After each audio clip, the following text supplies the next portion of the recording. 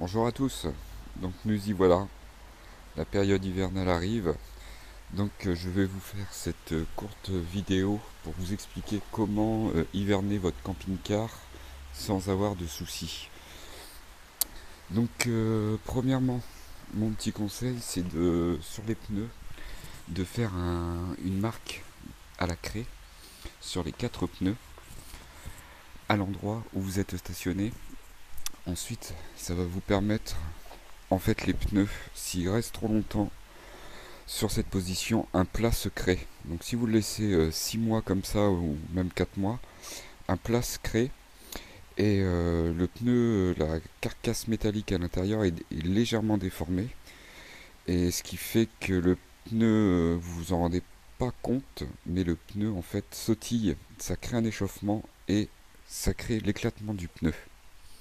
Donc ça c'est ma première solution. Donc tous les mois, il faut faire bouger votre camping-car, le reculer un petit peu ou l'avancer un petit peu, afin que le repère que vous avez fait avant ne soit pas à l'endroit où, voilà, en bas, vous pouvez faire tourner d'un quart de tour ou un demi-tour complet, enfin un demi-tour.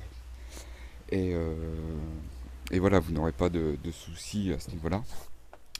Ensuite, question réserve d'eau. Donc, moi je les vidange complètement. C'est plus que fortement conseillé avec le gel. Et je laisse le bouchon ouvert et toutes les trappes de vidange d'eau usée aussi ouvertes. Donc là, je vais essayer. Normalement, je les ai vidées. Il ne doit plus rester beaucoup d'eau. Voilà, il en reste toujours un petit peu. Je viens de le bouger. Il va falloir que je le vidange correctement. Hop, on va fermer. Donc oui, ne pas hésiter à... J'ai des réserves d'eau sous les deux sièges avant aussi. Donc voilà, ne pas hésiter à rouler pour que l'eau se déplace bien à la pompe et de remettre en route le robinet. Ensuite, petit conseil sur la partie, pas, on va pas voir, mais sur la partie, on va dire moteur, je ne laisse jamais le frein à main ni en vitesse. Vous mettez des cales de bois si le terrain est pas très droit. Mais voilà, ça évite que les freins arrière se grippent. Et aussi, donc sur les J5 et C25, les boîtes aussi peuvent se gripper si vous laissez une vitesse enclenchée. Désolé, hein, c'est un petit peu le bazar, mais voilà, il est en cours d'hivernage. Donc oui, de laisser au point mort, ça évite qu'il y ait des soucis en fait que la boîte reste bloquée en première ou en marche arrière suivant comment vous l'avez mise. Ensuite, niveau batterie, moi j'ai ma batterie auxiliaire qui est dans le compartiment moteur. Là, on voit pas très bien, mais c'est ma batterie moteur qui est là, ma batterie auxiliaire. Donc c'est de les débrancher et si possible de les stocker dans un garage ou un endroit qui est pas censé avoir du froid ou dégelé. Elles doivent être rechargées au maximum. Par contre, si vous les laissez dans le camping-car, parce qu'une batterie faible ou vide peut exploser. C'est rare, mais ça arrive.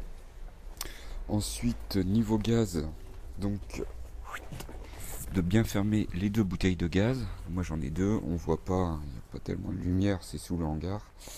De bien fermer les deux bouteilles de gaz. Et j'ai oublié aussi, pour ceux qui ont un Truma ou un Truma boiler, de bien aussi le vidanger. Vous avez, moi je l'ai pas parce que ça a été retiré, mais sinon il y a une partie vidange. Hop, je rallume, je dois avoir le robinet qui doit être là quelque part. Hop, voilà, vous avez ce système là sur les boilers et donc pour les vidanger. Donc si vous avez encore la notice, tant mieux. Sinon, vous me demandez, moi j'ai la notice qui est rangée ici quelque part. Euh, hop, vous voyez, donc c'est comme ça, boiler, Truma. Et donc, c'est bien expliqué, voilà, c'est cette partie-là. Hop, je sais pas si on va voir correctement.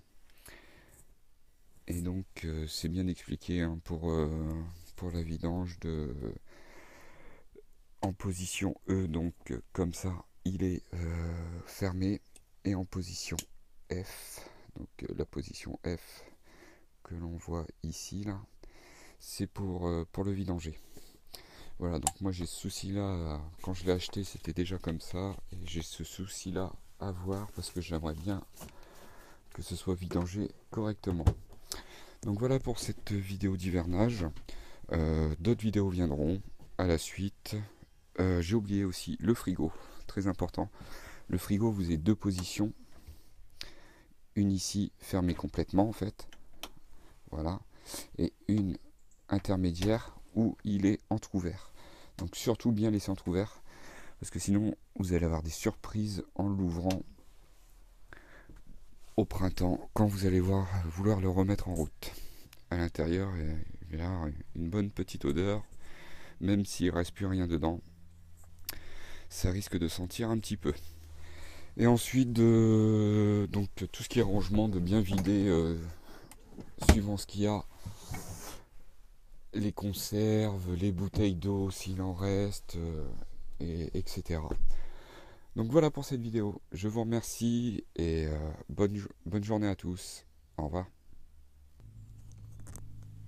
De retour, j'ai oublié de vous dire aussi, en ce qui concerne l'électronique, donc télé, tout ce que vous avez qui fonctionne avec le 12 volts et qui peut être sensible à l'humidité. Donc moi, en particulier la télé, elle sera retirée aussi de cette période d'hivernage, elle sera stockée dans la maison.